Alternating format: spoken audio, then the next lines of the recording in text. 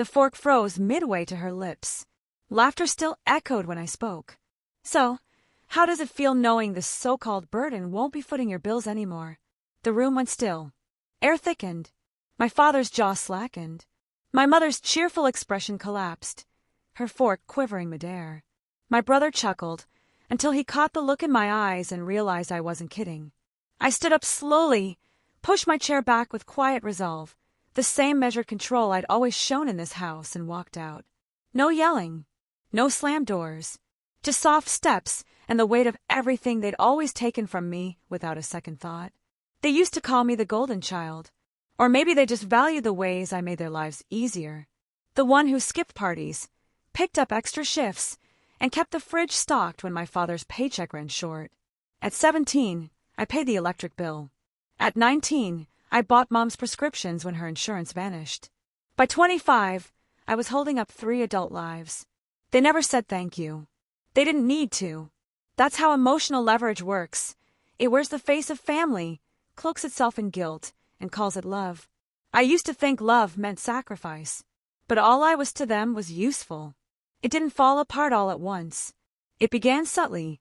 My dad would tease me for not having a partner. Mom would scoff whenever I talked about work. My brother threw around the word workhorse like I was some sort of joke. I laughed it off until I noticed I was the only one laughing. Dinner became a battlefield disguised in polite silverware. Every forkful came with a side of insult.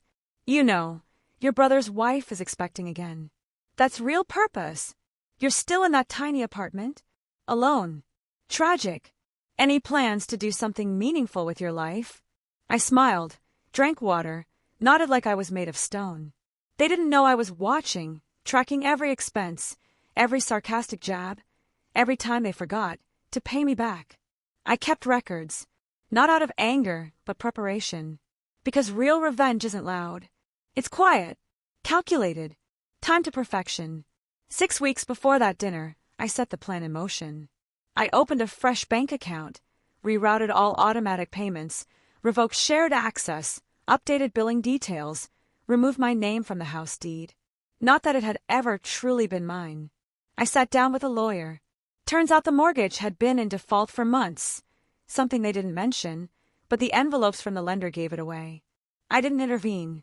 Not my name on the house. Not my responsibility.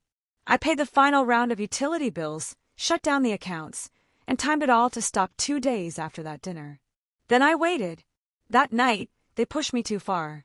The insult wasn't new, Dad calling me useless, but the way they all chuckled like I didn't even matter, like I was some background prop in their perfect little performance. That's when I let it slip. How does it feel knowing this useless one won't be paying your bills anymore? The radiator hummed louder than the silence that followed, and when I stepped outside, I didn't feel regret. I felt weightless. The fallout was poetic. 2 days later, the lights went out. The gas followed. Then the internet. My brother rang 6 times, left 4 voicemails. Hey, Mom said the power's out. You cancel something? Bills are piling up. Just cover us till we sort it out. I didn't reply, until I sent one message. Figure it out like I did. 3 weeks later, a neighbor told me the water had been cut off. Mom had started asking her church circle for help. My brother's wife moved back in with her parents. 2 months later, the bank took the house. I watched the listing go live, blurry pictures of the living room I grew up in, now stained, hollow, echoing with absence. They relocated to a cramped apartment on the east side. No more dinners.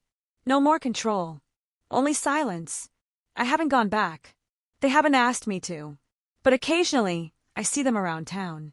My dad looks older now, bitter. Mom's lost weight. My brother's quieter than I ever remember.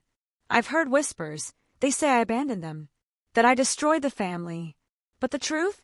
I just stopped rescuing people who were happy to watch me drown. Last month, I bought a modest home. Not extravagant, but peaceful. Mine. I sleep soundly. I wake without dread. I eat dinner without insults.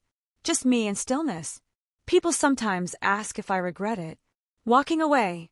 Letting everything collapse. No. Because I didn't bring them down. I simply stepped aside and let gravity do the rest.